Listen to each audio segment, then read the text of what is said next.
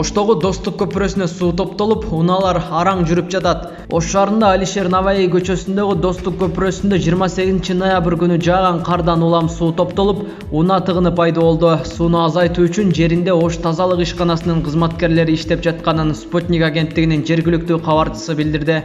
Учурда аталган көпүрө аркылуу Абсамат Масалиев жана Ленин көчөлөрүнө чыгуучу жолдо унаа тыгыны жаралды. Ош тазалык ишканасынын кызматкерлеринин айтымында көпүрөгө коюлган суу түтүктөрүнүн көлөмү кичине болгондуктан суу дарыяга түшпөй көпүрөгө топтолуп калган, деди кабарчы. Ушул тапта кызматкерлер көпүрөдөгү сууну көпүрөнүн астындагы Акбура дарыясына агызып салуу аракеттерин көрүп жатышат. Эске салсак, Ошто бул эстакадалык көпүрө 2015 жылы колдонууга берилген. Көпүрөнүн узундугу 265 метр, автомобиль кыймылы 4 тилке менен жүрөт.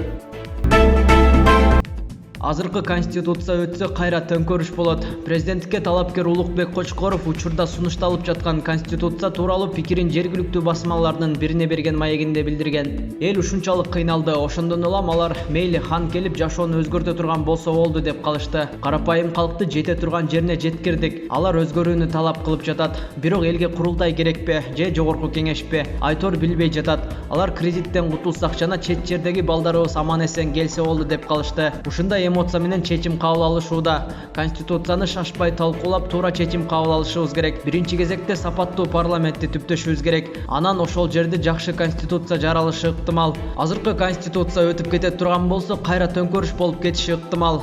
Элдин үнү акталбаса, жаңы бийликтин өмүрү кыска болот, деген Кочкоров. Эске салсак, Улукбек Кочкоров 2018 жылы Эмгек жана социалдык өнүгүү министрлигин жетектеген. 27 октябрда өкмөттүн басма сөз кызматы берилген арызга ылайык министрдин кызматынан бошотулганын жарыялаган. Бирок кийинчерээк Улукбек Кочкоров кызматтан кетүү тууралуу арыз жазбагандыгын, мындай маалымат тууралуу социалдык тармактардан билгенин айткан. Камчыбек Ташиевдин абалы өтө оор. Бүгүн 28 ноябрда УКМКнын төрагасы Камчыбек Ташиевдин кайрадан катуу ооруп ооруканага барганы маалым болду. Бул тууралуу жергиликтүү басылмалар жазды. Маалыматка караганда, бүгүн Ташиев өзүн алсыз сезгенинен улам ооруканага барган. Дарыгерлердин текшерүүсүнөн өткөндөн кийин ал ден соолугу канааттандырарлык экенин билдирген. Эске салсак, 26 ноябрда Улуттук коопсуздук мамлекеттик кызматынын төрагасы Камчыбек Ташиев ден соолугуна байланыштуу ооруканага жаткырылган. Таштандынын арасында эң чоң мамлекеттик желек табылды. Бишкекте сейилбактардын биринде таштандылардын арасынан мамлекеттик желек табылды. Видеодо көрүнгөндөй, мамлекеттүүлүктүн эң чоң символдорунун бири карлуу жерде жатат. Автор ушундай эле желек Бишкектеги Борбордук Ала тоо аянтына илинип турат деп божомолдоду. Өлкөдөгү мамлекеттик символдорду мазактаганы үчүн жаза айыппул түрүндө гана эмес, эркинен ажыратуу түрүндө дагы каралган. Мына элдер Кыргызстандын болгон мен деген эң чоң желегин мусордан таап алдык. Точно эле бул тетиги Ала тоо аянттагы эле желек, же болбосо тетиги флагштокто болсо керек, Мына желбирип атат шамалга. Байкуш желек.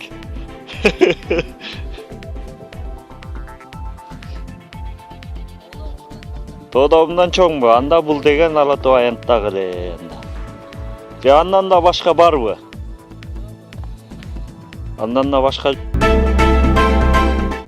Атамекен партиясы Ички иштер министрлигин, Инфоком жана унаа ишканаларын басып алган. 6 октябрда Бишкектеги башаламандыктан кийин Атамекен партиясы УКМКны басып алууга Элвира Сурабалдиева баш болгон топту жөнөтүп, Сурабалдиева УКМКнын төрагалыгына Атамекен партиясынын мүчөсү Элдар Абакировду отургузууга аракет кылган. Бирок алар УКМКнын төрага кызматына Максат Мамыткановду дайындайбыз деп барышкан. Чоң Казат партиясынын Сыймык Жапыкеев баштаган тобу тоскоолдук жаратып, жаңжал чыккан. Бул жаңжал тууралуу 6 октябрда Атамекенчи Элвира Сурабалдиева өзүнүн Facebook социалдык тармагындагы баракчасында "Мени УКМКда Сыймык Жапыкеев сабады" деп жазып жарыялаган. Ал эми Ички иштер министрлиги жана анын министрдик кызматын басып алууга Атамекен партиясы Рыскелди Момбеков баштаган топту жумшаган. Момбековдун Ички иштер министрлигинде ошол күнү видео тасмасы интернетте кеңири таркалууда. Ошол эле учурда Атамекен партиясы Кыргыз Республикасынын мамлекеттик каттоо кызматын жана анын төрагалыгын, ага караштуу Инфоком жана УНА мамлекеттик ишканаларын басып алууга атамекенчи Тилек Токтогазиевдин бир тууган жездеси Нурлан Сабитов жетектеген топту жөнөткөн.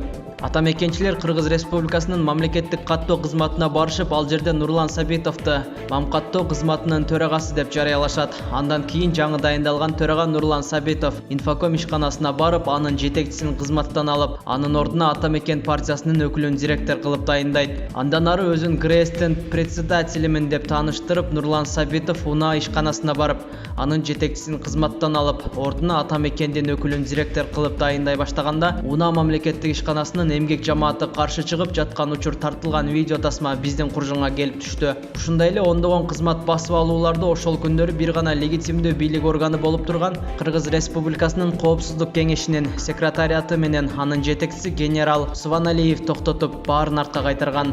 Маалымат Назар Ньюс KG.